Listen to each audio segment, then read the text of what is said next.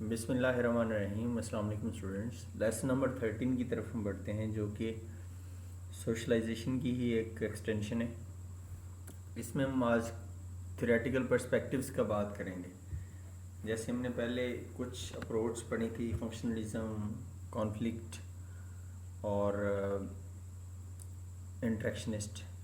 इनको one by one करके हम अभी देखेंगे कि सोशलाइजेशन के बारे में फंक्शनल वालों का क्या कहना है। ठीक है, फंक्शनलिस्ट जो है वो इसके बारे में क्या कहते हैं। अकॉर्डिंग टू फंक्शनलिस्ट, सोशलाइजेशन वो कहते हैं कि एक बहुत अच्छी चीज़ है। ये सोसाइटी को मेंटेन रखने में बहुत अपना रोल अदा करती है। ये सोशल ऑर्डर को स्ट्रेंथन करने में बड़ा अपना किरदार अदा करती है। और ये एक जो रवायात होती हैं उनको नेक्स्ट जनरेशन में मुंतकिल करने का एक टूल है। ये कौन कहता है? ये फंक्शनलिस्ट कहते हैं। मतलब फंक्शन हो रहा है, बहुत अच्छा हो रहा है। People are injected with the attitudes, values, beliefs and convention necessary to take and successful fulfill the responsibilities of full contributing citizen throughout the socialization process, which is compared to an inoculation। तो ये बहुत ज़रूरी चीज़ है। एक जो सीना बसीना जो चीज़ें मुंतकिल हो रही हैं वो एक कहते हैं कि ठीक है, होना चाहिए ऐसे। सोशलाइजेशन अगर हो रही है तो एक अच्छा एलिमेंट है, ऐसे ही होना चाहिए। तो रीसोशलाइजेशन इसको किसको बोलते हैं? रीसोशलाइजेशन होता है कि एक आपका एक सोच बन गया, उसको तब्दील करना है। तब्दील करने के लिए जो आप प्रोसेस इस्तेमाल कर रहे हैं वो है रीसोशलाइजेशन। ना फ़र्ज़ करें जैसे आपने एक बंदे को जो है अच्छा स्टूडेंट बना दिया है, ठीक है। अभी उसने स्टूडेंट सारी ज़िंदगी तो नहीं ना रहना, उसने जॉब में जाना है। वो जो जॉब का इन्वायरमेंट है वो टोटली डिफरेंट है। वो स्कूल से तो बहुत डिफरेंट है, कॉलेज यूनिवर्सिटी से बहुत डिफरेंट है। तो ये जो नया उसके ऊपर एक आफत आ गई, उसको बोलते हैं रीसोशलाइजेशन।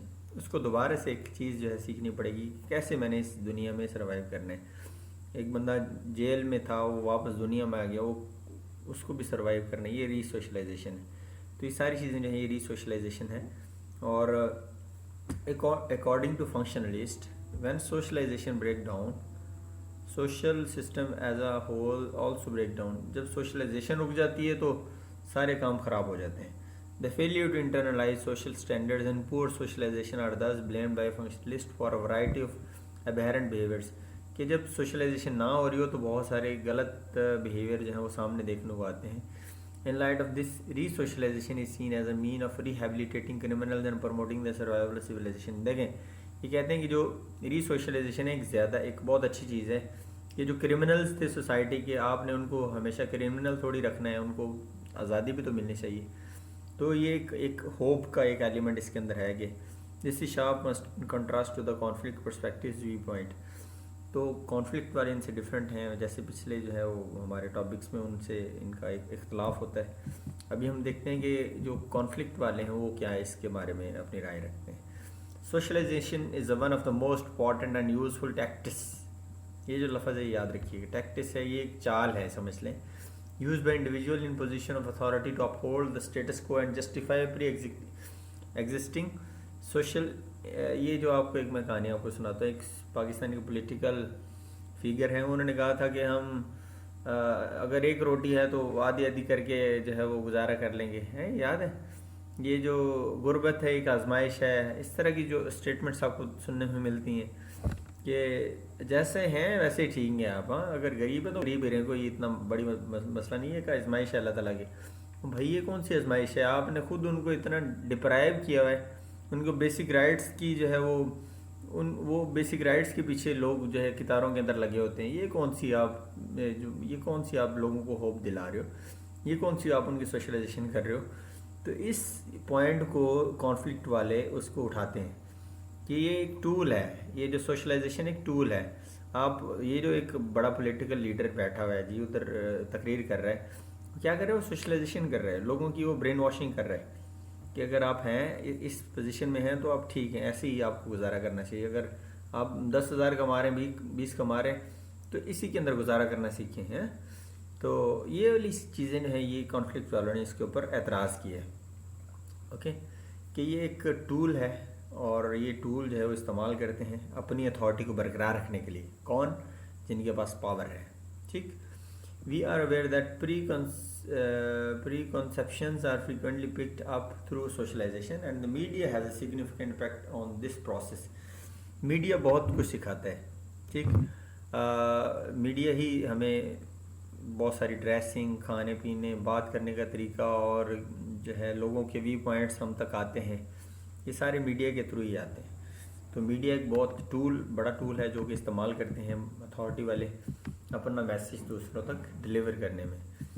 तो जिस तरीके से वो मैनिपुलेट कर रहे हैं मीडिया को, आपको बहुत अच्छे से नज़र आ रहा है। मीडिया को कभी हमारी शाख खा जाती है जी, समंदर के अंदर आके वो, और कोई चैनल जो है वो नहीं काम कर पाता, इंटरनेट डाउन हो जाता है सारा। वो एज अ टूल इस्तेमाल करते हैं मीडिया को, मतलब कंट्रोल्ड मीडिया जो है आज़ाद मीडिया का ऑपोजिट है। आप अच्छे से समझ रहे हैं कि मैं क्या कहना चाह रहा हूँ। The media frequently portrays criminal, drug addicts, crazy people and those threatens to the status quo as being from lower class. ये इन्होंने एक अच्छी बात लिखी है कि जो फिल्मों में और इस तरह की चीज़ों में दिखाते हैं ना कि जो पोर्ट्री शॉर्ट्री और इस तरह के क्रिमिनल्स होते हैं वो दरअसल लोअर सोशल क्लासेस से होते हैं। ये भी एक इख्तलाफ है। जो वाइट कॉलर क्राइम है वो मेरे ख्याल में ये बेचारे ये पोर्ट्री भंगी चरसी शायद अपनी पूरी ज़िंदगी लगा के भी उतना ना किसी को लूट सकें जितना ये वाइट कॉलर क्राइम एक मुल्क को लूटते हैं। क्रिमिनल्स जो हैं लूटते हैं, वाइट कॉलर क्रिमिनल्स बड़े बड़े, जो आपको बहुत एग्जांपल्स आपके सामने होंगी, जो कि बड़े जी मीडिया पे आके धड़ल्ले से वो बैठे होते हैं, 20-20 उनके सामने माइक पड़े होते हैं और एक सारी उम्र जो है वो चोरियां करके भी शायद वो उसकी एक जो शॉट है उससे भी उतना नहीं कमा सकता। मतलब कहने का मकसद ये है कि मीडिया हमें बहुत कुछ वो दिखाता है जो कि रियल में नहीं होता, ठीक। The conflict viewpoint emphasise that fact that socialisation is a multifaceted process. People experience a constant barrage of extra contradictory and competing attitudes, values, beliefs and behavior throughout their lives। इसमें इन्होंने एक बताई है कि जो upper class होता है ना उनका एक मसला होता है, उनको सिखाया जाता है कि आपने जो है अमीर के साथ कैसे बात करनी है और गरीब के साथ कैसे डील करना है। तो वो एक जो छोटा बच्चा है उसके दिमाग में भी एक चल रहा है कि ये जो क्लासेस हैं ये एक जो है ना एक नॉर्मल सी चीज़ है, किसको मैंने किस तरीके से बुलाना है। तो एक मतलब मुनाफकत टाइप यू कैन से कि जो गरीब है उसको शायद ओए करके बुलाया जाए और जो अमीर है उसको बड़े आए जी आप ये बोला इस तरह के अलकाबात से नवाजा जाए। तो ये मुनाफकत भी जो है वो एक समझ लें कि एक इसको पॉइंट आउट कौन करते हैं, कॉन्फ्लिक्ट वाले। Resocialisation is seen by conflict theorist socialise as an illustration of how those in control try to oppress and take advantage of other in order to maintain their own power। कि जो रीसोशलाइजेशन है ना ये एक tool के तौर पे इस्तेमाल करते हैं कौन, जिनके पास पावर होती है। ऊपर वालों का और व्यू पॉइंट था, इनका और व्यू पॉइंट है कि वो कहते हैं कि जी अगर हमें तब्दील करने की कोशिश की जा रही है तो इसमें भी जो पावर वाले हैं उनका कुछ अपना इसमें कोई फ़ायदा है।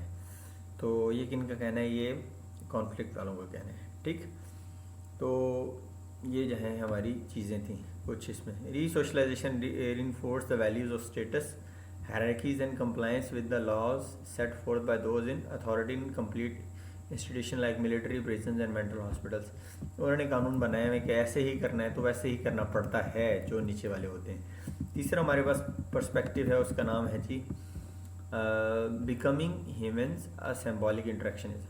Field of socialization may have been made symbolic interaction the most significant addition to sociology। For the analysis of socialization process it best known to place a focus on the micro level analysis of social interaction। हमने पहले पढ़ा था कि जो micro level पे बात करते हैं वो सोशल इंटरेक्शन वाले बात करते हैं। एक फैमिली हो सकती है, एक स्कूल हो सकता है, एक छोटा सा गांव हो सकता है, जिसको देख के जो है वो एक समझ लो कि इसके ऊपर अगर स्टडी की जाए।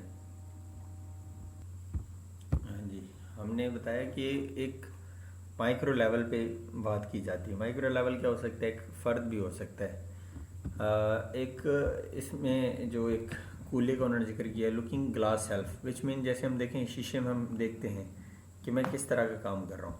तो उन्होंने बताया कि which with this research on his I and the meaningful and generalize others the process leading to the role playing. जब इंसान देखता है कि दूसरे पे क्या बीतेगी, मतलब दूसरे की जगह पे अगर अपने आप को रख के देखें तो इंसान जो है वो बहुत सारे कामों से बच जाता है जो कि किसी की दिल आज़ारी।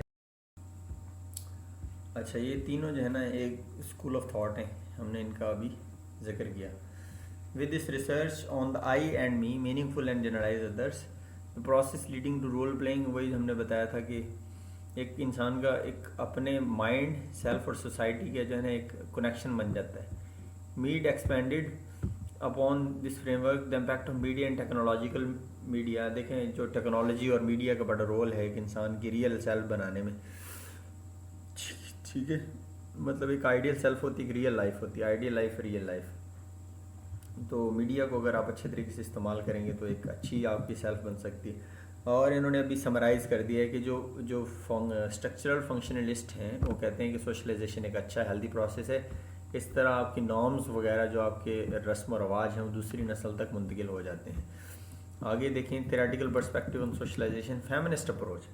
अभी फेमिनिज्म वालों की हम बात सुन लेते हैं। Socialization fosters patriarchy and maintain gender roles. It instructs people to internalize and accept gender expectations and norms, many of which are harmful to women and other marginalized group. तो इसने बताया कि जो औरतों के साथ बड़ी ज़्यादती होती है, उनको रोल्स दे दिए जाते हैं, आपने खाना पकाना है, जबकि अभी सोसाइटी काफ़ी चेंज हो रही है। अभी लोग लिहाज करते हैं एक दूसरे का, जैसे जैसे एजुकेशन बढ़ती जा रही है एक दूसरे के लिए एहसास बढ़ता जा रहा है, उनके रोल्स को समझना आसान हो गया है। तो ये फेमिनिस्ट की जो एक रोना धुन है वो इससे यू कैन से कैटर हो रहा है कि एजुकेशन की वजह से जो इन हारमनी आ रही है दोनों जेंडर्स के दरमियान, दोनों एक तरह के काम कर सकते हैं, चाहे वो किचन का हो या आउटर साइड पे अर्निंग का हो, ठीक। According to this method, socialization is seen as a place of conflict where people and group can struggle against and question gender expectation. This perspective has a weakness in that it tends to ignore other forms of social oppression and inequality in favor of focusing solely on gender. इसकी limitation ये है कि सिर्फ gender के ऊपर बात करते हैं, जबकि जेंडर से बाहर भी बहुत सारी चीज़ें हैं। मतलब ज़रूरी नहीं कि हर जगह औरत ही पिसती हो, ऐसे भी इलाके होंगे जहाँ पे मर्दों के साथ शायद वो वाला इंसाफ ना होता हो जो कि होना चाहिए, बराबरी वाला सेटअप ना हो। तो जब इंसान अपने मज़हब को सामने रख के इनका स्टडी करता है तो फिर उसको बहुत सारी चीज़ें क्लियर हो जाती हैं। Socialization into self and mind, self और माइंड अभी देखते हैं, हम इसको एक समझने की कोशिश करिएगा। when you were born you had no ideas, you didn't know what you were, a son or daughter, you didn't even know what you were, he or she, what did you develop a self, your image। मतलब जब इंसान पैदा होता है तब उसको कुछ भी नहीं पता होता। सोशलाइजेशन इसको सिखाती है कि कैसे आपने जो है वो एक अच्छे इंसान बनना है। Socialisation into self and mind, Cooley and looking glass self, अभी हम इसको थोड़ा सा देखते हैं। The self is a component of how society makes us human according to symbolic interactionist. ये याद रखिए कि चार्ल्स होटन जो है वो एक सिंबॉलिक इंटरेक्शनिस्ट हैं, उनका ये लाइफ है, 1929 में फौत हुए। who lectured the University of Michigan, he claimed that social engagement is how our concept of self grows। देखें कि सोशल इंगेजमेंट उस तरह ही होगी हमारी जिस तरह हम ग्रो हो रहे हैं, जिस तरह हम मतलब एक सोसाइटी के अंदर रहना चाहते हैं, और अगर हो रहे हैं तो उतना ही हम मतलब जिस तरह की हम अपना चाह रहे होंगे उस तरह ही हम उस सोसाइटी के अंदर जज़ब होंगे, ठीक। कैसे? Invented the phrase looking glass self to characterize the method through which this particular characters of humanness emerge. मतलब जब इंसान दूसरे के बारे में सोचता है तो उसको बहुत सारी चीज़ें जो है वो एहसास उसके अंदर पैदा हो जाता है, मतलब एक ह्यूमननेस पैदा हो जाती है, दूसरों के लिए एक हमदर्दी पैदा हो जाती है। 3 components makes us the reflection self. We visualise how others should perceive us, मतलब हम देखते हैं कि लोग हमें किस तरह परसीव कर रहे हैं। Okay, we might believe for instance that people think we are clever और अनइंटरेस्टिंग, ये हमारी सोच हो सकती है। We interrupt the responses of other, ये दूसरा एक हो सकता है रिफ्लेक्शन, मतलब जो बात कर रहे थे हम उसको रोक देते हैं ना, ऐसी बात नहीं। We create a sense of who we are, मतलब हम बताते हैं कि हम किस तरह के हैं। Our feeling and conceptions of our self framed by how we perceive others respond to us. और ये मतलब एक थर्ड है कि अगर कोई नेगेटिव हमें ले रहा हो तो फिर हम अपना पॉइंट ऑफ व्यू क्लियर करते हैं कि नहीं जी ये वाली बात नहीं, बात दरअसल ये है। Socialisation into self and mind, GH Mead's and role taking. Play is crucial for our self development according to George Herbert Mead's, ये जो है बड़े फेमस हैं sociologist, a symbolic interactionist who taught at the University of Chicago. ये University Chicago में इन्होंने पढ़ाया है, G.H. मीड्स ने। Okay, G.H. मीड्स ने शिकागो में पढ़ाया, ऊपर वाले ने मिशिगन में पढ़ाया था। Playing with others teach us how to assume the position of other, मतलब जब आप खेलते हैं, एक नॉर्मली जब खेलता है इंसान तब उसको पता चलता है कि अच्छा मेरा ये रोल है, इसका ये रोल है। मतलब जब दूसरे की जगह पे जाते हैं तो आपको पता चलता है अच्छा इसका ये रोल, दूसरी को मतलब आप समझ जाते हैं कि ये जो है एक खेल खेल में आप बहुत सारी चीज़ें वो सीख जाते हैं। जॉन ये फ्लेल जो है एक साइकोलॉजिस्ट हैं, challenged 8 to 14 years old to describe a board game to kids who were blindfolded and to kids who were in the 1968 experiment। अच्छा, इन्होंने एक एक्सपेरिमेंट का जिक्र किया है, इसको आप देख लीजिएगा, रोल प्लेइंग वाला सेटअप ना। अच्छा, एक चीज़ जो आपको पता होनी चाहिए, plagiarism. Young children can only mimic others, जो छोटे बच्चे होते हैं वो जो बड़े कर रहे होते हैं उन्हीं को देख के वो मतलब कर सकते हैं मिमिक, जैसे वो कर रहे हैं आप, छोटा बच्चा वैसे ही देख के करना शुरू कर देता है। और आगे देखें तो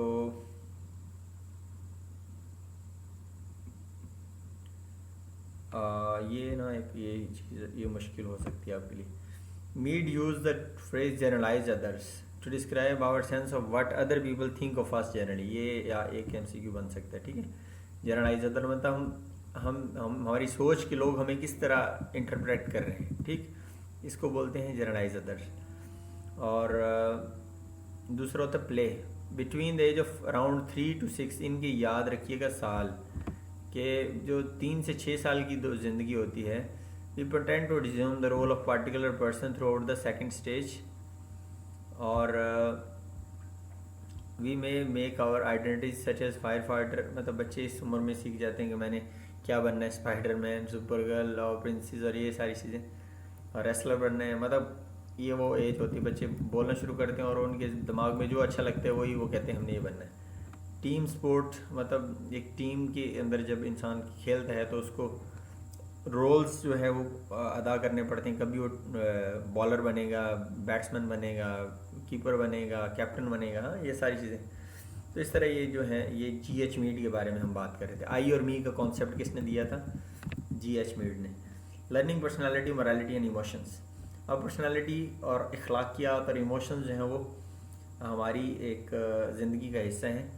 फ्रॉयड और डेवलपमेंट ऑफ पर्सनालिटी, फ्रॉयड जो है बहुत एक इन्फ्लुएंशियल साइकोलॉजिस्ट हैं, ये शायद आपने पढ़ा हो। इन्होंने एक इनकी एक समझ लो कि ईड और सुपर ईगो का इन्होंने कंसेप्ट दिया था। जब बच्चा पैदा होता है तो उसके अंदर सिर्फ ईड होती है, वो सिर्फ उसके अंदर मैं का कंसेप्ट होता है, उसको दूसरों के जज्बात को कोई लेना देना नहीं, उसको कोई पता नहीं। फिर थोड़ी सी एक नई एक एडवांस हो जाती है उसकी सोच, तो वो ईगो पे आ जाता है। ईगो पे यह होता है कि ईगो समझ लो कि एक समझ लो कि जो शऊर बाशऊर बंदा है उसका एक जो सोचने का अंदाज़ है उसको ईगो बोलते हैं। और जो सुपर ईगो होता है वो सबसे सुपरलेटिव डिग्री है, उसमें इंसान जो एक अनकही बातें होती हैं, अखलाकियात वाली जो चीज़ें होती हैं उनको एक समझ लो कि एक दिमाग में लाता है कि यार ये मेरी सोसाइटी में मना है, मैं ये नहीं कर सकता। ठीक है, तो जो ये तो दरमियान वाली चीज़ होती है वो ईगो होती है। ईगो वो वाले काम भी करवा देती है जो कि शायद नॉर्मली वो एक बुरी चीज़ समझी जा रही हो, मगर कुछ ऐसी सिचुएशन आ जाएगी कि जब इंसान को शायद मुर्दा भी खाना पड़े तो वो खा जाएगा। तो ईगो जो है वो थोड़ा सुपर ईगो को थोड़ा दबाएगी कि नहीं भाई अभी हम जो है वो थोड़ी सी हमें अपनी वो स्टैंडर्ड्स थोड़े डाउन करने पड़ेंगे। तो मतलब जो ईगो है वो एक समझ लो कि एक मेच्योर माइंड की एक प्रोडक्शन है।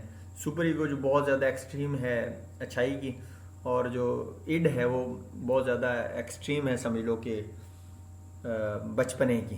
ठीक है, इसमें वो वाली चीज़ें जो है आपको देखने को मिलेंगी। लंबा चैप्टर होता जा रहा है। कोलबर्ग ये सारे साइकोलॉजिस्ट हैं, वोल्फगैंग कॉलर और कोलबर्ग और गिलिगन और डेवलपमेंट ऑफ मोरालिटी। इस स्टेजेस का नाम याद रखिएगा, इनका सालों का देखना है आपने कि किस से साल से लेकर किस साल तक कौन सी स्टेज चलती है। Pre conventional stage from around 7 to 10 years, ये याद रखिएगा। ये जो ये वाली 2 साल तक कौन सी होती है, और ये इनके नंबर सालों के आ सकते हैं कि कौन सा साल जो 7 से 10 साल का होता है वो स्टेज वो कौन सा होता है, वो प्री कन्वेंशनल स्टेज होती है। ये चीज़ आपकी जो याद करने वाली है, according to Kohlberg majority of people never reach the post conventional stage. Post conventional जो है सबसे टॉप वाली है as compare according to Kohlberg, ये इंसान की सोच की एक सबसे सुपरलेटिव डिग्री है। Where people ponder on abstract notions of right and wrong and evaluate others conduct in accordance with these notions. मतलब ये सोच का सबसे ऊपर वाला मेयार है अकॉर्डिंग टू कॉलबर्ग। गिलिगन एक साइकोलॉजिस्ट हैं और इन्होंने कहा था फेल्ट अनईजी अबाउट कॉलबर्ग्स रिजल्ट्स। ये उससे ऊपर वाला जो हमने पढ़ा है उससे इनका डिसएग्रीमेंट है। They simply didn't line up with her personal experiences. Then she realize Kohlberg had only looked into males. तो मतलब इसने कहा कि इसने सिर्फ मेल्स को ही अपना एक्सपेरिमेंटेशन में इस्तेमाल किया है, जबकि औरतें भी सोसाइटी का हिस्सा होती हैं। तो जो ये हैं कैरोल गिलिगन जो है, इन्होंने औरतों को भी अपनी स्टडी में शामिल किया। She found that women are more likely to जज morality in terms of interpersonal ties after speaking with 200 men and women. तो औरतों का अपना नज़रिया है, ये इन्होंने स्टडी की औरतों के ऊपर। अच्छा, आगे हम देखते हैं, ये देखिए ज़रा, according to some researchers men and women form moral judgments differently. Others emphasize that men and women both acquire culturally specific moral reasoning skills similar to personality sociological study in। अच्छा, ये देखें कुछ तो मतलब उन्होंने कंपैरिजन किया हुआ है कि कौन औरतों के बारे में क्या कहता है कि वो मॉरल रीजनिंग कहाँ से सीखते हैं, कैसे सीखते हैं, और मर्दों का उनके बारे में मतलब एक इनसे एक उन्होंने बनाया हुआ सैंडविच सा बनाया हुआ। Socialization into emotions. Emotions too are an essential aspect of who we become. Sociologists who research this area of our humanness find that emotions are not simply the result of biology like the mind. Emotion depend on socialization. ये emotion जो है हमारी socialisation के ऊपर असर रखते हैं। जैसे हमारे जो है वो इमोशंस होंगे वैसे ही हमारी मतलब जिस तरह की हमारी सोशलाइजेशन होगी उस तरह ही हमारे इमोशन होंगे। मतलब एक घर में जो है एक बहुत बड़े सानिया भी हो जाए, शायद वहाँ पे इतना लोग रोना धोना ना करें उस घर के लोग, मतलब उन्होंने अपने इमोशंस को कंट्रोल रखा हुआ है। और एक ऐसा घर जिसमें छोटा सा एक काम हुआ है और सारे वहाँ पे रोना धोना स्टार्ट कर दिया उन्होंने। ग्लोबल इमोशंस की अगर बात करें, first glance it appeared the socialization is irrelevant and that we just express feelings that apply to everyone. Anger, disgust, fear, pleasure, sadness and surprise, ये जो है ये एक बेसिक्स हैं, ठीक है। According to psychologist Paul Ekman, उन्होंने कहा था ये जो बेसिक्स है ना ये वाले दुनिया में पाए जाते हैं इमोशंस। कौन कौन से? Anger, disgust, fear, pleasure, sadness and surprise, ये बेसिक्स इमोशन है। बाकी इनसे निकलते हैं। For instance Peruvian could tell merely by looking at an American that she is very angry, disgusted and afraid। अच्छा, ये खैर आपने ये 6 जो है बेसिक इमोशंस का जिक्र करना है, याद रखना नाम, इनसे आप MCQ बना सकते हैं कि कौन सा जो है वो 6 इमोशंस के अंदर नहीं आता है एज पर पॉल एकमन। तो एंगर, डिस्गस्ट, फियर ये आते हैं, प्लेजर, सैडनेस, सरप्राइज आते हैं, PSS, ADF, PSS, ये आप इसका एक निमोनिक बना सकते हो। एक्सप्रेसिंग इमोशंस की अगर बात करें तो कुछ ऐसे लोग होते हैं जो बड़े अच्छे से अपना एक्सप्रेस करना जानते हैं, कुछ वो होते हैं जो नहीं एक्सप्रेस कर पाते। Darwin emphasised in 80s that if we have universal facial expression to represent fundamental emotions then this is a biological fact। कि जब खुशी होगी तो किस तरह हमारे चेहरों के तासरात होंगे, जब गम होगा तो किस तरह होंगे, ठीक। तो ये जो है वो American women are free to squeal of glee and jump while hugging in public to express the joy, surprise. कि वहाँ पे तो इस तरह जो है नॉर्मल ये कि मतलब हग कर लिया और you know very well. In contrast if the same situation occur American males of glee they would be breaking a basic gender rule. They are rules of culture, social class, relationship and situation in addition to gender rules for emotional expression. मतलब मर्दों को वाली चीज़ save नहीं देती, औरतें जो है वो